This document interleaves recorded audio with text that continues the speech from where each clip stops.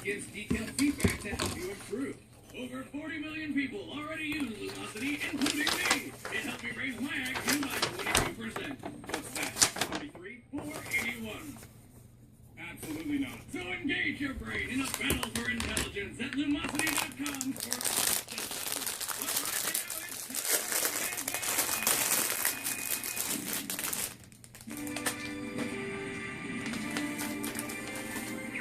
We're heading out. All aircraft report. This is Peppy. All systems go. Don't forget me! Slippy, what are you doing? Hurry up! Don't worry. Attention all hands, battle station. Huh? Slippy, watch out! Ah! I'm hit! Ah!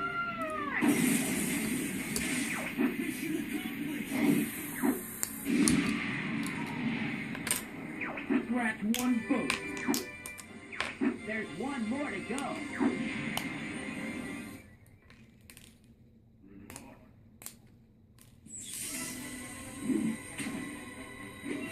Come on! Forward!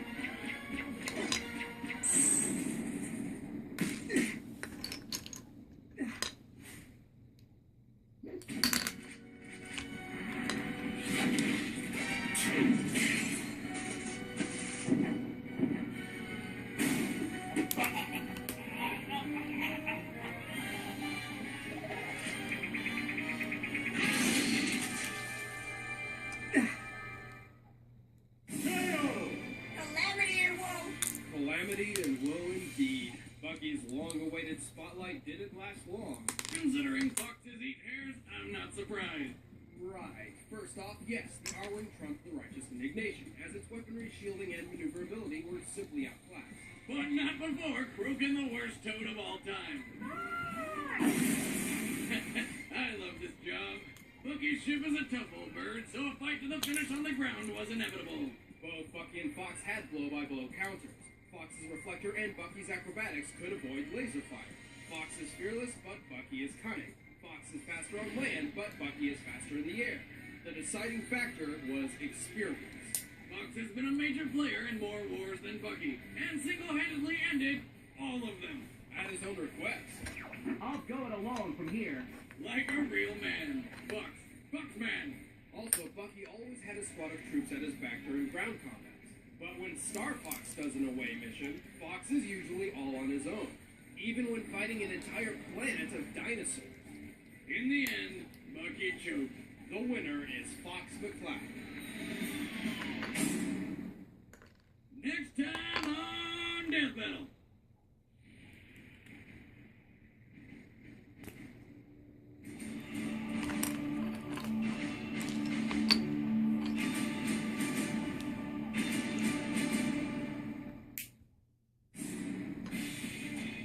Be sure to like and subscribe for all the brutal Fox on Rabbit action. And click on that little moving picture thingy right there for more Death Battle content. Thanks for watching.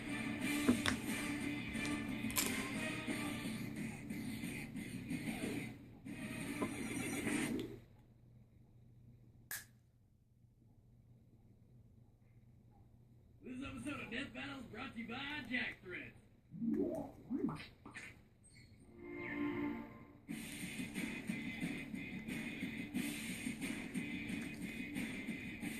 Of all the warriors who have entered this arena, none can compete with these two titans of death. Kratos, the ghost of Sparta who single-handedly annihilated Olympus.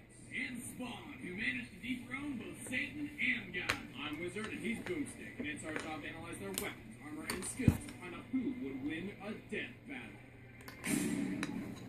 Kratos is a demigod, raised among the Spartans as their greatest warrior, until one day his people were threatened to be overrun. It was then he struck a deal with Ares, the god of war. Ares would give him the strength to protect his people. In return, Kratos would serve as Ares' champion warrior. Kratos became super powerful and really vicious, but was tricked by Ares into killing his own family. But hey, he saved some money on child support and divorce, as the hot white ashes of his family clung permanently to his skin, just like Michael Jackson. His quest for vengeance against the gods of Olympus began. As a demigod, Kratos possesses incredible strength, speed, and endurance. He can survive a pummeling from a titan and best the power of Hercules. Kratos wields the Blades of Exile, twin short swords bound to his arms by chains. The blades have a hook design which Kratos can use to cut right through his enemies or snag them and whip them around. And like most badass weapons, they can somehow emit fire. Kratos is well trained in sword combat and possesses what may be the most powerful sword the Greek gods have to offer, the Blade of Olympus.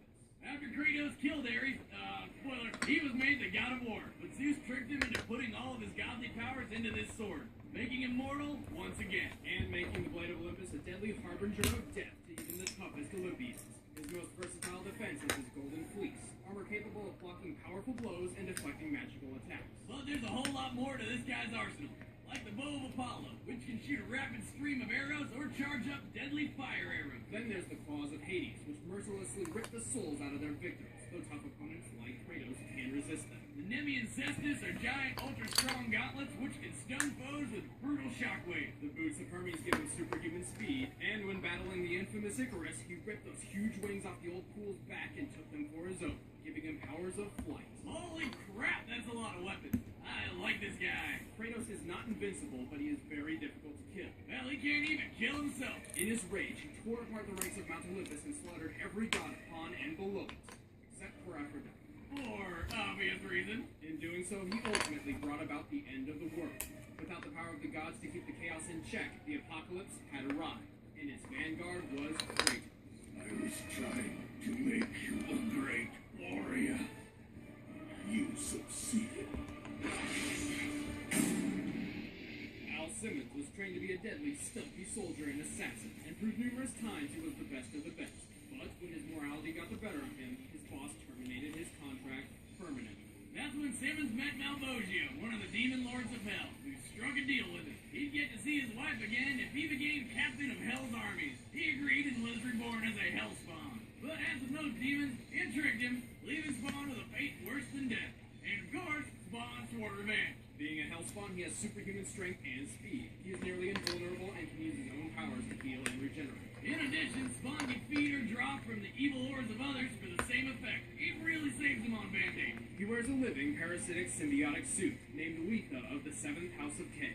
Letha has ridiculous powers. Basically, anything she or Spawn wants to happen can happen. The suit can create and control change, claws, spikes, and morph itself into pretty much anything Spawn wants. Like a badass cape that can trap enemies and protect Spawn from all sorts of danger. The suit has a mind of its own and can operate while Spawn focuses on other parts of the battle. It's strong enough to easily smash through brick and fast enough to block bullets. However, Letha feeds off necroplasm energy when using the suit's powers, a hellish matter which Spawn is entirely composed of. If Letha uses too much, Spawn will be sent back to hell. However, like Spawn, Letha can also feed off the evil and sin of others. Spawn's also got tons of magic power. He can teleport, transform, blow things up, turn invisible, alter matter, talk to animals, fly with his cape, read minds, and open portals to heaven and hell.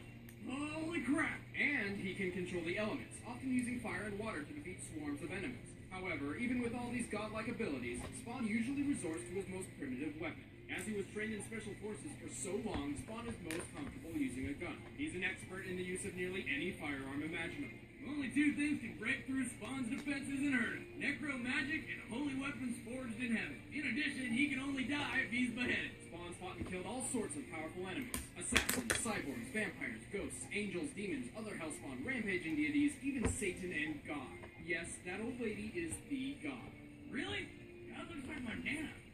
My demigod? And after being granted unlimited power from the mother of all things, Spawn banished God and Satan from the earth, which he wiped clean and rebuilt in his own image.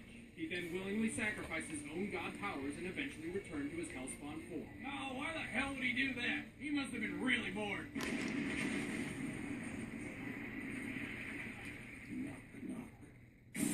Alright, the combatants are set. Let's end this debate once and for all. But first, let's take a commercial break from Jack Threads. Over to you, Boomstick. Ah, thanks, you handsome devil. Hey, Wiz, do you like going out to shop for clothes? Of course not, Boomstick. That's why I use Jack Threads. Jack Threads is a members-only online shopping club that does the dirty work for you, saving you tons of cash.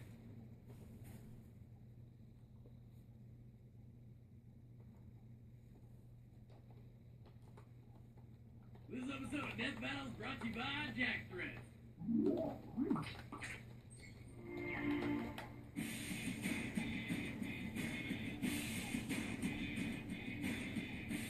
Of all the warriors who have entered this arena, none can compete with these two titans of death. Kratos, the ghost of Sparta who single-handedly annihilated Olympus. And Spawn, who managed to dethrone both Satan and God. I'm Wizard and he's Boomstick, and it's our job to analyze their weapons, armor, and skills to find out who would win a death battle.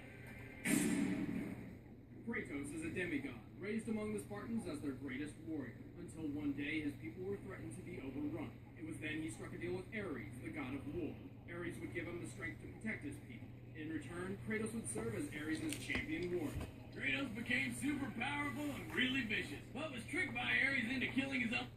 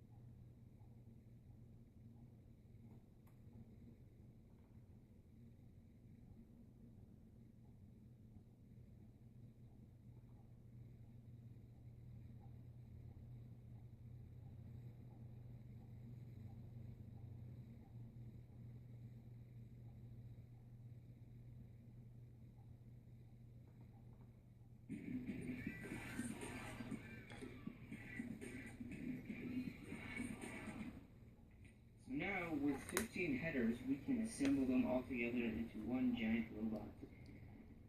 So, here's what you want to have to do. Here's the initial setup. Have all the headers just chilling like this.